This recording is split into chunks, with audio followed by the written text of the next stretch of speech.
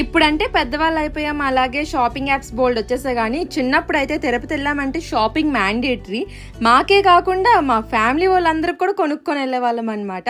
So ఈ రోజు మాకు టైం ఉందన్నమాట. యాక్చువల్లీ అరుణాచలం వెళ్ళాలి, కానీ అది క్యాన్సిల్ అయిపోయింది కూడా ఉంది కనుక షాపింగ్ చేద్దామని అయితే వెళ్ళాం. సో ఈ షాపింగ్ బ్లాగ్ చూసేయండి. ఫస్ట్ అయితే ఇక్కడ ఫింగర్ రింగ్స్ బాగున్నాయి అనమాట, బట్ 100 అని చెప్పారు, అస్సలు తగ్గలేదు. సో అందుకే తీసుకోలే. నెక్స్ట్ ఈ ట్రక్ బొమ్మ అయితే 180 చెప్పారు, 150 అడిగినా. ఈ ఇన్విజిబుల్ చైన్స్ అయితే 150, కానీ తీసుకోలేదు. తర్వాత మా అక్క ఫోన్ చేసి నాకు బ్యాంగిల్స్ తెచ్చు అని చెప్పింది అనమాట. ఇవైతే తీసుకున్నాము. 150 అయితే తీసుకున్నారు. లాస్ట్ కి బేరం ఆడితే 150 అయితే ఇచ్చేసారనమాట.